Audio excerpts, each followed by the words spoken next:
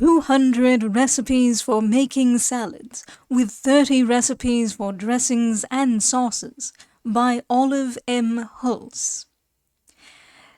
Gasteria is the 10th muse. She presides over the enjoyments of taste. Briat Savarin. The Hopewell Press, 150 Michigan Avenue, Chicago, USA. Copyright 1910 by Olive M Hulse, 2nd edition, 1911. Preface. For many years it has been the hobby of the author to collect salad recipes of all kinds, and through the courtesy of the chefs of some of the best cuisines in the country, she has been able to accumulate a great many new and attractive recipes which never before have been made public. Out of this voluminous collection she has selected 200 of the choicest. These, with the 30 different dressings and sauces brought into this little volume, have been fully and satisfactorily tested. It is the hope of the author that the result of her efforts will meet the general want in a practical and useful way.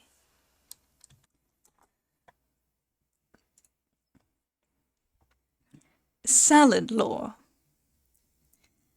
Nebuchadnezzar, king of Babylon, is supposed to be the inventor of salads. Because of his fondness for salad plants, he was accused of eating grass, and like most originals, was considered a crank. The bitter herbs of the Paschal feast of which we read in sacred scripture was nothing more nor less than a salad. It consisted of lettuce, dandelion, chamomile, and mint, combined with oil and vinegar. From the Oriental countries has descended our taste for salads. A lodge in a garden of cucumbers in the sultry eastern lands was a haven of rest indeed. In those days, cucumbers and melons were among the greatest luxuries. The Greeks were noted for their fondness of lettuce, which they served at the end of a repast. The Romans, always the imitators of the Greeks, followed their example in this respect, but later they used lettuce with egg as a first course, in order to stimulate the appetite. In default of lettuce, they ate endive. The narcotic value of lettuce was recognized by ancient physicians, and the Greek physician Galen termed it the philosopher's or wise man's herb. The herb doctors prescribed the spring salad for the sick, while the superstitious extolled it as a preventative of disease and decay. Queen Catherine of England, a great lover of the salad, could not procure it in London, and her royal husband, Henry, had to send to the Netherlands for a gardener to come and cultivate the necessary plants. Many Americans have the erroneous idea that foreign nations excel in salad making. France for a long time led in this delicate art. We are told that the artist preeminent in salad making was the Frenchman Chevalier Godet, who fled to England at the outbreak of the French Revolution and without friends or fortune realized a handsome property from his knowledge of salad making alone. He considered the mixing of a salad as so serious and dignified a profession that he never approached the salad bowl except in full gala costume, with his sword by his side. His services were in great demand by the nobility, in order that their guests might be regaled with one of his creations. Alexandre Dumas could mix a salad as thrilling as some of his great romances. But France does not possess, nor can she import, the great variety of delicious fruits and vegetables obtainable in our own land. By far, the best recipes are those which have originated in the United States, and almost without exception, they are alike inexpensive, elegant, delicious, and healthful. Some of our American men have produced wonderful masterpieces in salads.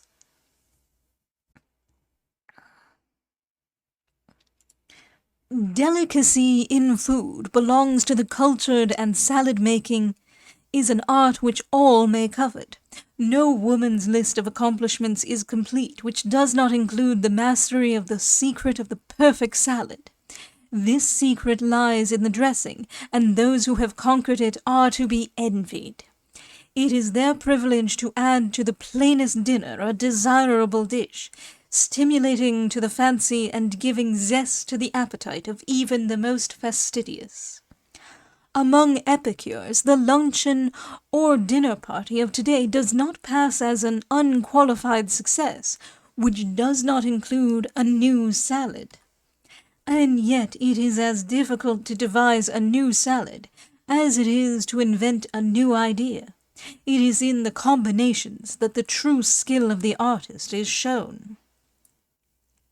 The real value of the salad plants was unknown until some fortunate soul discovered the happy combination of oil and vinegar. Plain, common vinegar is for the plebeian, but mixed with oil may give us a combination rivaling the ambrosia of the gods. The salad stands alone in this particular.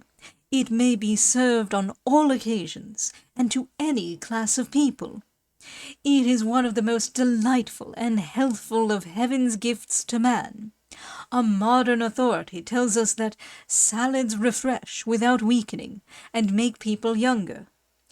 While this statement may be accepted with the proverbial grain of salt, it is nevertheless true that salad plants are better tonics and blood purifiers than druggists' compounds. Our food, like everything else, changes with the times. The favorite dishes of our grandmothers are not recognizable today.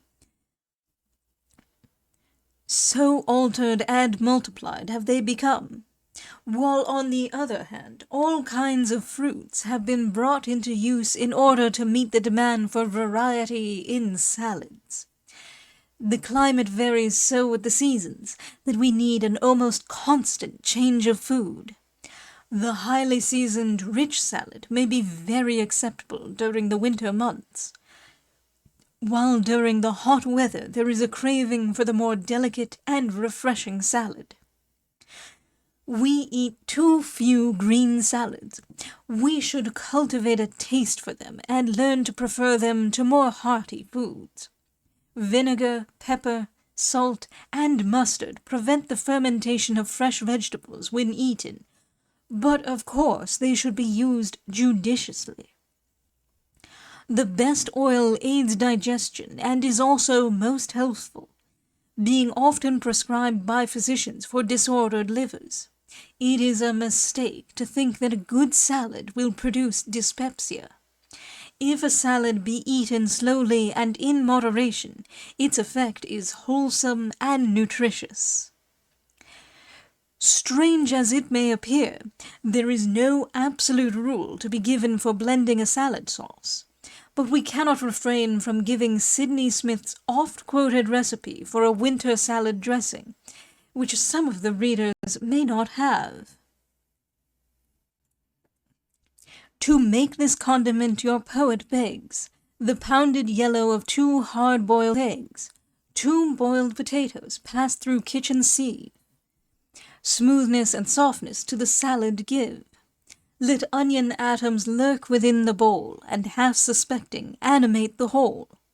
Of mordant mustard add a single spoon. Distrust the condiment that bites too soon. But deem it not, thou man of herbs, a fault, to add a double quantity of salt. 4 times the spoon with oil from Lucca crown, and twice with vinegar procured from town. And lastly, o'er the flavoured compound toss a magic soupçon of anchovy sauce. O green and glorious, O herbaceous treat! 'Twould tempt the dying anchorite to eat. Back to the world he'd turn his fleeting soul, and plunge his fingers in the salad bowl. Serenely full, the epicure would say, Fate cannot harm me, I have dined today. In delightful contrast, a modern epicure, Mr. Wallace Rice, gives us the following recipe for a French dressing, which is our notion of the perfect salad dressing. Let luscious golden oil its body be, wholesome and sweet and clear, its quickening soul. Vinegar, child of mellow wine, but dole, its sharpness circumspectly, not too free. The sacred salt its mind, a pinch or three, no more, and for its wit take pretty toll, of bright cayenne to vivify a whole, so blended we are hungered as we see. The which with some fresh herb, lettuce for choice, is tired until each dry and crispy leaf in this new gloss and savour doth rejoice. Tired deftly, lest untasted, to our grief, aught should bedew the dish, due thanks then voice to him who made this of all salads chief. There is no fixed rule for the mixing of salads. If one possesses a little originality and sufficient tact to discriminate between not too much and not too little of salt, pepper, oil, and vinegar, he can allow fantasy to have some slight sway in the salad bowl, and there is hardly a limit to the variety of salads that can be made during the summer. The majority of people insist upon making a salad dressing in one particular way, but it should be borne in mind that tastes are widely dissimilar, and that they cannot always be depended upon to be the same. The danger is that in always using the same kind of dressing, the acute sense of taste will be lost. One's individual taste should not govern the making of a salad, as this fondness for a certain condiment may not be shared by everyone. A vigorous, athletic person is able to eat and enjoy a salad that would well nigh strangle a person of less strenuous habits. A good salad cannot be made from poor materials. However limited they may be, they must be of the best quality. Green vegetables fresh and crisp, the meat or fish well seasoned and cold, the oil pure and sweet. One can always rely upon the best quality of olive oil for salads, but there are those who prefer the flavor of smoked bacon fat. This is particularly true of people living in hot climates. Of course, salt is indispensable for seasoning and flavoring. To a Frenchman or Italian, a salad would not be a salad without the onion or garlic flavor, and indeed this pungency is commonly enjoyed even by those who would not knowingly partake of a dish thus flavored. The onion should be mild, and its presence cleverly hidden, for its unenviable reputation might cause a fastidious guest to refuse a really delicious salad. Our best authorities on salad making are shocked at the common practice of using a mayonnaise dressing on fruit salads of any kind.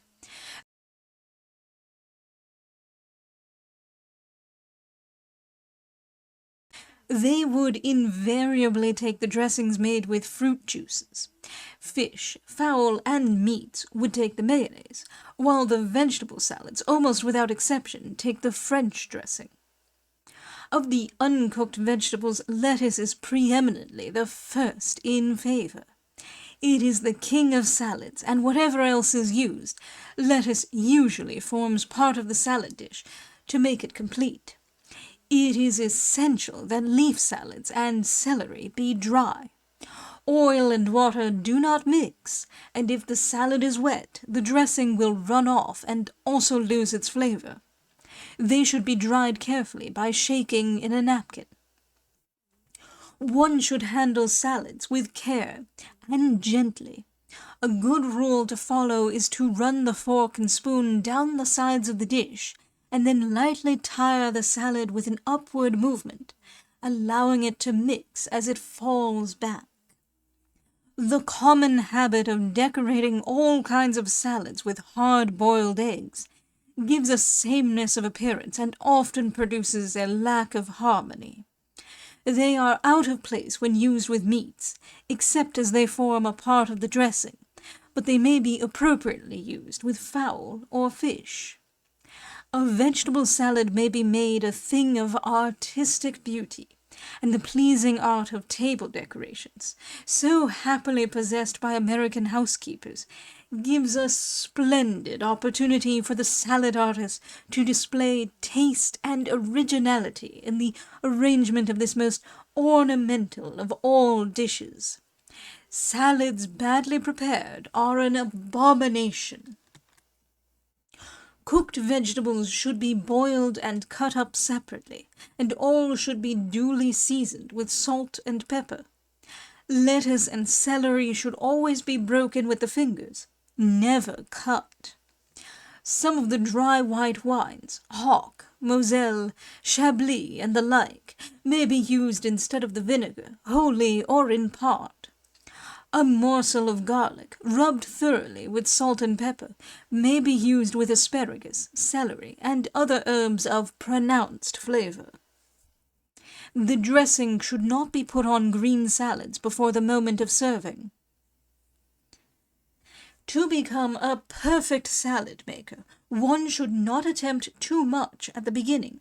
He should practice on plain salads and simple dressings for some time before attempting the combination salads, fancy dressings, and elaborate garnishings, and he will soon become a perfect salad artist. Salads should always be served cold, and as if one loved them. They, like all children of the taste and fancy, will amply repay all the pains that are taken with them. Let me then wish you joy, luck, and skill in the practice of this delicate accomplishment. Olive M Hulse.